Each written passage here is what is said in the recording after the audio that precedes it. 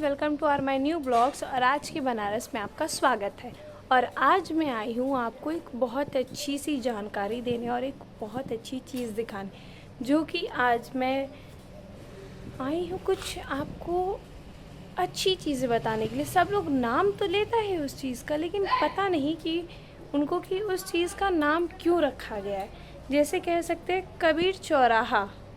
कबीर चौराहा सब जानते हैं, लेकिन कबीर चौराहा का कबीर चौराहा क्यों नाम रखा गया, ये किसी को पता है? या किसी ने जानकारी कर जानने की कोशिश की, किसी ने जानकारी खोजा कि नहीं हाँ ये यहाँ का क्यों नाम है? तो आइए मैं बताती हूँ। मैं उसी चीज़ के लिए बताने के लिए मैं यहाँ पे आई हूँ। छुपे राज को मैं आज दिखाऊंगी कि यहाँ पे कबीर चौराहा का नाम क्यों रखा गया है।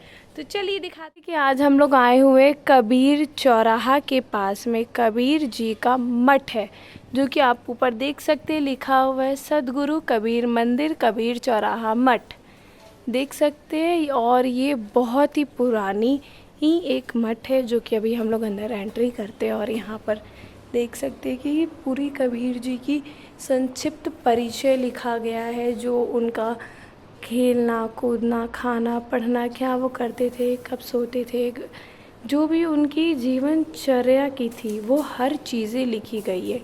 और वो दोनों साइड लिखी गई है थोड़ी थोड़ी करके। हम लोगों ने किताबों में बहुत पढ़ा है कबीर जी का, आज देखते भी हैं कि क्या है। ये देख सकते कि दीवार पर उनकी चित्रकारी, और सकते कि एक लकड़हारा लकड़ी काट कर जा रहा है और औरत अपने सिर पर लकड़ी के एक टुकड़े को लेके जा रही है, ये चीज़ दर्शाता है। और भी सारी चीज़ें देखिए यहाँ पर लिखी हुई है उनकी जानकारी में, जैसे क्षमा मांगने राजा रानी आए नंगे पाँव, जो ये चीज़ें हैं ये दिखाया गया है। और यहाँ पर देखिए कि दीवारों पर भी एक खूबसूरती तरीके से चित्रकारी दी गई है कबीर दास जी का कि उनका क्या है। और यहाँ पर देखिए लिखा हुआ है राम नाम, जो कि उन्होंने ही बताया था राम नाम लेने के लिए। देखिए यहाँ पर भी लिखा हुआ है सीने से लगा लिया गुरु ने, उनके बारे में भी पूरा ये बताया गया है। यहाँ पर भी देखिए एक चित्र बना है और ये लिखा है माँ सूर्य की दमक। और भी जिस जिस चीज़ की यहाँ पे चित्रकारी बनी हुई है उस चित्र की मान्यताएं और वो क्या है, क्या वो चित्र दर्शाना चाहता है, वो हर एक चीज़ बताया गया। अब जैसे देखिए यहाँ पर एक ठठेरा है जो कि वो कुछ बना रहा है, और ये लिखा है सहज मिले अविनाश, ये आपको देख सकते। और यहाँ पर भी कुछ न कुछ चीज़ें हो रही है, सामने दिख रहा है कि हाँ रुए को जो लोग बनवाते हैं वो। और यहाँ पर भी कानों सुनी ही से झूठ सब, ये आप देख सकते हैं। और भी सारी चीज़ें, मतलब हर एक जो चित्रकारी है ना उसका पूरा ध्यान से देखकर और उसकी क्या मान्यता है वो भी चीज़ें दिखे। और यहाँ पर देखिए बाग बगीचे फूल पौधों का भी और साफ़ सफाई का भी यहाँ पर रखा गया है। यहाँ पर महंत जी भी रहते हैं, जो कि कबीरदास जी के बारे में भी बताते हैं। यहाँ देखिए यमराज की सज़ा और भी सारी चीज़ें। और ये देख सकते हैं कि यहाँ पर मंदिर भी है सत्य कबीर जी का। आइए हम लोग अंदर चलते हैं और दिखाते हैं आपको। और अभी देख सकते हैं कि ये कबीर जी का फ़ोटो यहाँ पे लिखा हुआ है बाल अवस्था में जो कबीर जी की चित्र थी वो चीज़ें। और यहाँ पे देखिए हर एक चीज़ों का बनाया गया है, हर चीज़ तरीके का। और ये भी आप देख सकते हैं कि यहाँ पर एक बैल है, वो अपने पीठ पर खूब बोझे ढोए गए, जैसे कि गीता वेद व्यास शिव पुराण और विष्णु पुराण। ये यहाँ पे ये कविताएं का कर रहे हैं।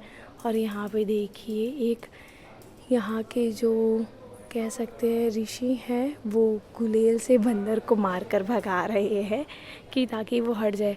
लेकिन देखिए आजकल के टाइम में गुलेल चलाना बहुत कम लोगों को आता है, लेकिन इनके निशाने को आप देखिए कितने सही से वो निशाने को कर रहे हैं। और देखिए ये मारा, लेकिन फिर भी बंदर बहुत ढीठ है जो कि गया नहीं। और भी चीज़ें मैं आइए आपको दिखाती हूँ यहाँ पर। ये देखिए चारों तरफ से कबीर जी के हर तरफ दोहे भी लिखे हुए। बुरा जो देखन में चला बुरा न मिले कोई, जो घट खोजे अपना मुझसे बुरा न कोई। ये तो आप सभी लोगों को पता होगा कबीर दास जी के जो दोहे होते हैं, जो कि इस दोहे के मान्यता ये होता है कि मैं दूसरों के अंदर बुरा देखने चला था, लेकिन मुझे यही नहीं पता था कि मेरे अंदर कितनी बुराई है कि मैं खुद के अंदर की बुराई नहीं देखा और मैं दूसरे के अंदर की बुराई में चला देखने कि अरे वो ये गलतियाँ करता है, अरे वो ये गलती करती है। कभी आप भी तो अपने अंदर देखो कि आप कौन सी गलती करते हो। तो और भी सारी चीज़ें आइए मैं आपको दिखा। ये लोग अपने कबीर जी के दोहे पढ़ने के लिए खुद में ही हो रहे हैं कि हाँ मैं पढ़ूँगा। और भी जैसे देखिए कि यहाँ पे लिखा हुआ है कि ऐसी वाणी बोली मन का आपा खोए, औरन के शीतल करे आप हूँ शीतल होए, जो कि इसकी मान्यता है। आइए मैं ये मान्यता होती है कि आप दूसरों से इतनी अच्छी तरीके से बोलिए कि वो आपके जो शब्द हैं वो सुनकर उनको चोट ना होए और चोट ना पड़े, और उनका दिल भी बहुत सुंदर हो कि अरे वाह इन्होंने कितना अच्छा ये शब्द बोला है और कितने प्यार तरीके से बोला है। उनके दिल जो है उनके हृदय को भी शीतल होए और आपकी भी शीतल हृदय होए कि हाँ मैंने ये चीज़ बोला, मैं उनके बारे में ये बुरा नहीं बोली, चाहे बोला। ये यहाँ पे होती है। और भी कबीरदास जी ने बहुत सारे दोहे बोले हैं। जैसे एक दोहा याद है जो कि आइए मैं आपको बताती हूँ। जैसे कि है गुरु गोविंद दो खड़े, हे का को लागू पाए, हे बलिहारी गुरु आपने, हे गोविंद दियो बताए। ये कहने का मतलब है कि गुरु और गोविंद दोनों खड़े हैं और मैं सबसे पहले किसका चरण पढ़ूं, क्योंकि गुरु भी हमारे लिए सबसे बड़े होते हैं और गोविंद भी। लेकिन जो हमारे सबसे बड़े होते हैं वो गुरु होते हैं, गोविंद से बड़े, क्योंकि गुरु ने ही तो हमें सब कुछ सिखाया है कि ये हमारे गोविंद हैं, ये हर तरीके से इनको ये बोला जाता है, इनसे ये रिलेशंस होता है। और एक और भी कहा जाता है कि गुरु से भी बड़ी हमारी माता होती हैं, जो कि हमारी माता हमें बचपन में ही सिखाती हैं कि हमारी ये माँ है, ये पिता है, ये भाई है, ये बहन है।